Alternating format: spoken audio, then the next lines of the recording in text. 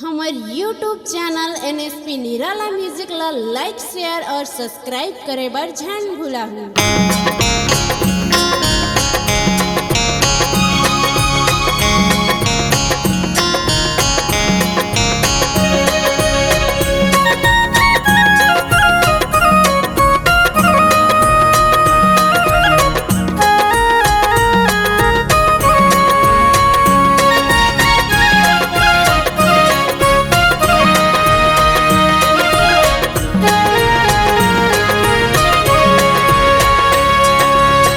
कारंगे चुनरी चढ़ावा ये दाई तोला, कारंगे आसन बिछावा। कारंगे चुनरी चढ़ावा ये दाई तोला, कारंगे आसन बिछावा। का पानी पाव धोवावा, महामाई तोला, कारंगे आसन बिछावा।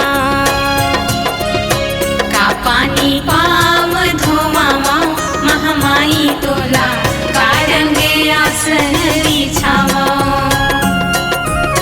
लाली रंगे चुनरी चढ़ावा ये दाई तोला, सोनहार रंग आसन बिछावा। लाली रंगे चुनरी चढ़ावा ये दाई तोला, सोनहार रंग आसन बिछावा। गंगाले पाव धोवावा, महामाई तोला, सोनहार रंग आसन बिछावा। गंगाले पाव धोवावा, महामाई तोला, सोनहार रंग आसन बिछावा।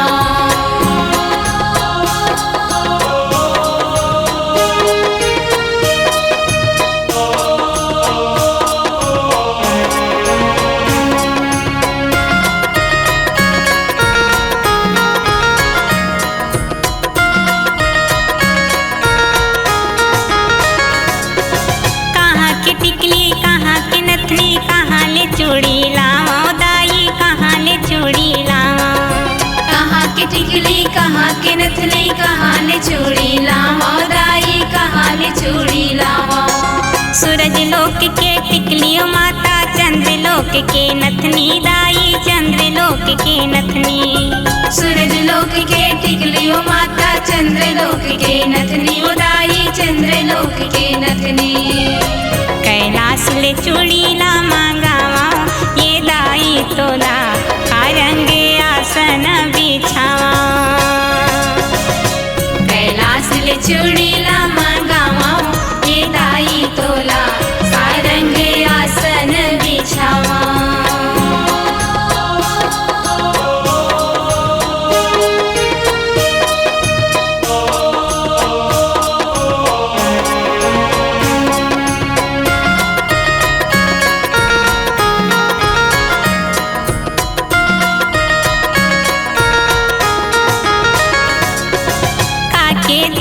काके बाती काके थाली सजावा, दाई काके थाली सजावा।